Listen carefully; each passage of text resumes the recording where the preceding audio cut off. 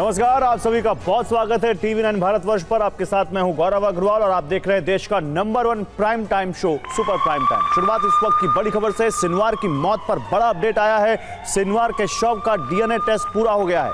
Sinwar के मारे जाने की पुष्टि हो चुकी है। गाजा में मारा गया याह्या सिनवार, ये जानकारी आ रही है। आईडीएफ के हवाई हमले में मारा गया है सिनवार। तो इस वक्त की बहुत बड़ी खबर आ रही है गाजा से। हमास का बहुत बड़ा लीडर याह्या सिनवार गाजा में मारा गया है। वैसे लेबनान युद्ध में नया फ्रंट खुल चुका है। हिजबुल्लाह को अब तक मिसाइल और रॉकेट पावर माना जाता रहा, लेकिन उसकी एक सीक्रेट नेवल विंग भी है जिसने बीती रात लेबनान में ग्राउंड ऑपरेशन चला रही इजरायली फौज पर हमले किए हैं। यानी युद्ध में अब दोनों ओर से नेवी की एंट्री हो चुकी है। हिजबुल्लाह ने समंदर से हमलों के साथ साथ जमीन पर भी घात लगाकर हमले किए हैं। इजरायल को इन हमलों में अब तक का सबसे बड़ा नुकसान हुआ है। हिजबुल्लाह को कमजोर समझकर ग्राउंड ऑपरेशन शुरू करने वाले इजरायल को बीती रात बड़ा झटका लगा है। देखिए लेबनान से समंदर तक युद्ध कैसे फैला और इजरायल को कितना बड़ा नुकसान हुआ है।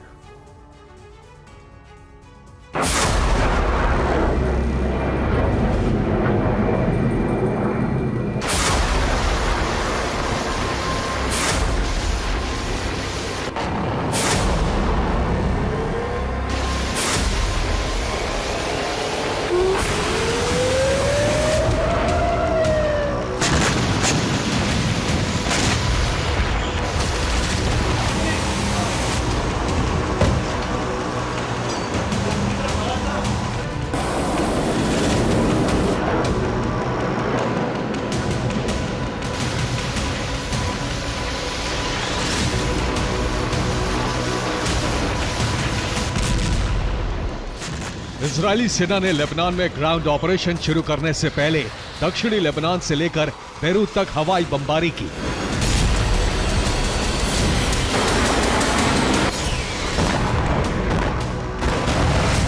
दक्षिणी बेरूत के बड़े इलाके को इजरायली सेना ने खंडहर बना दिया।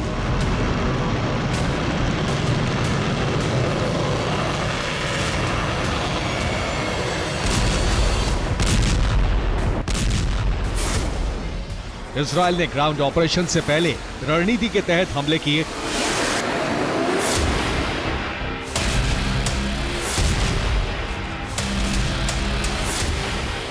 इजरायल ने हवाई बमबारी करके हिजबुल्लाह के हथियार गोदाम नष्ट किए। बमबारी से हिजबुल्लाह के लड़ाके उत्तरी लेबनान की तरफ भाग गए। इसके बाद इजरायल ने खाली क्षेत्र में अपनी पैदल सेना और आर्टिलरी को उतार दिया।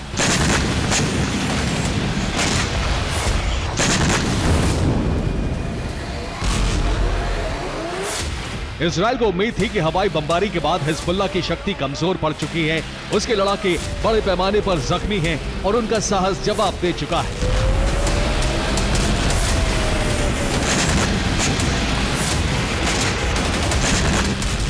लेकिन ये इजरायल की भूल साबित हुई। हिजबुल्लाह ने बीती रात ये साबित कर दिया कि उसकी ताकत खत्म नहीं हुई और रणनीति अभी भी मजबूत है।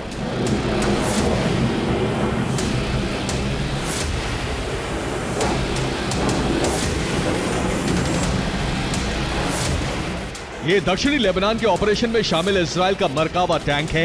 इस टैंक पर हिजबुल्लाह के लड़ाकों ने हमले किए और देखिए टैंक का क्या हाल हुआ।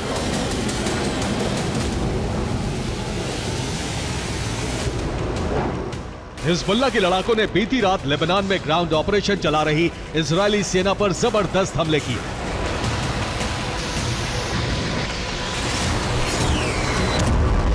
हिजबुल्लाह ने इजरायली टैंक ब्रिगेड पर घात लगाकर हमला किया। लेबनान से अलकाजा क्षेत्र में इन हमलों से 2 टैंक नष्ट हो गए। हिजबुल्लाह ने दावा किया है कि इजरायल के 5 से ज्यादा सैनिक हमले में मारे गए। हिजबुल्लाह के हमले में इजरायल के 44 सैनिक घायल हुए हैं और इन घायलों में 10 की हालत गंभीर है। इजरायली सेना ने पूरी रात लेबनान में रेस्क्यू ऑपरेशन चलाया। मिलिट्री हेलीकॉप्टर से घायल सैनिकों को इजरायल लाया गया। इजरायल के 10 मिलिट्री हेलीकॉप्टर रेस्क्यू ऑपरेशन में शामिल हुए। तेल अवीव के शेबा तेल होशोमर और बेलिंसन अस्पताल में पूरी रात घायल सैनिकों का आना जाना जारी रहा।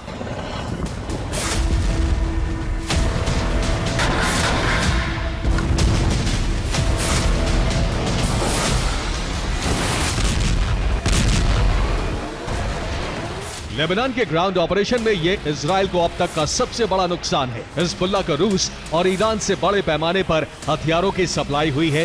रिपोर्ट ये भी है कि हिजबुल्लाह ने समुद्र से भी इजराइल पर हमले शुरू कर दिए हैं।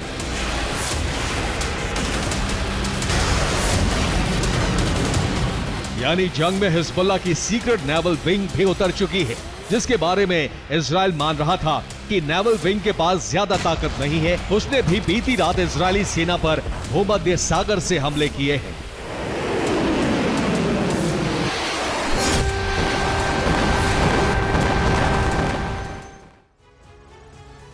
तो 16 अक्टूबर को हिजबुल्लाह की नेवल विंग युद्ध में उतर गई। लेबनान के तटीय इलाकों में जैसे ही इजरायली सेना ने ग्राउंड ऑपरेशन शुरू किया, हिजबुल्लाह की नेवल विंग के छोटे युद्धपोतों ने तटीय इलाकों पर भूमध्य सागर से फायरिंग शुरू कर दी।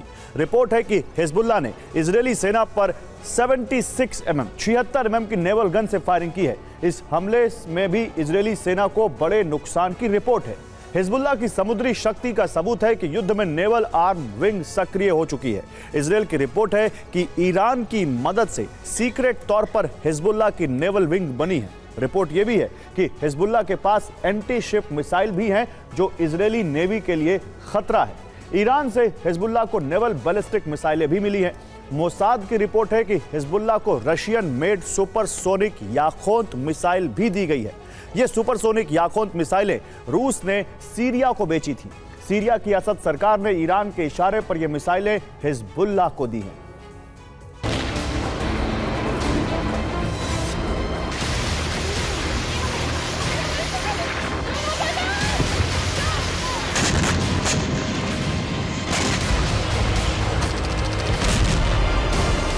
हिजबुल्लाह के समुद्री हमलों के बाद इजरायली नेवी भी भूमध्य सागर में हिजबुल्लाह के ठिकानों पर हमले कर रही है।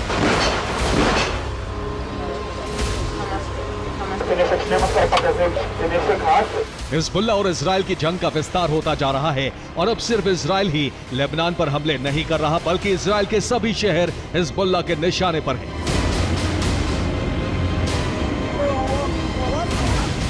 हिजबुल्लाह ने बीती रात इजरायली शहरों पर रॉकेट और ड्रोन हमले किए। हिजबुल्लाह का एक रॉकेट किरियत शेमोना के रिहायशी इलाके में गिरा और आग लग गई।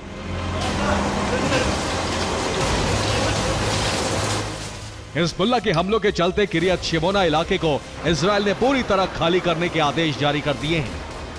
बीती रात किरियत शेमोना में एक के बाद एक कई रॉकेट गिरे। इजरायली टीवी चैनल रात भर इन हमलों की लाइव कवरेज करते रहे। बीती रात इजरायली शहरों में हिजबुल्लाह के ड्रोन उड़ते नजर आए और दहशत फैल गई। 17 अक्टूबर की सुबह भी इजरायल पर हिजबुल्लाह के ताबड़तोड़ हमले जारी रहे। हिजबुल्लाह ने इजरायली बेस पर हमले के लिए ईरान की नस्र-1 मिसाइल का भी इस्तेमाल किया। वेस्टर्न गैलीली, सेंट्रल गैलीली, नहरिया, किरियत शेमोना, इजरायल की बेत लिट बैरक पर कई धमाके हुए। हिजबुल्लाह के सभी रॉकेट और ड्रोन को इजरायल का short range defence system iron dome भी रोकने में नाकाम रहा।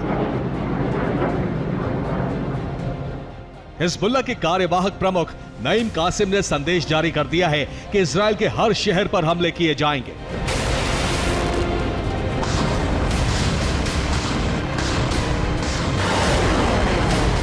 अक्टूबर के महीने में हिजबुल्लाह ने इजरायल पर यह सबसे बड़े हमले किए हैं, जिसमें इजरायल को सबसे ज्यादा नुकसान उठाना पड़ा है।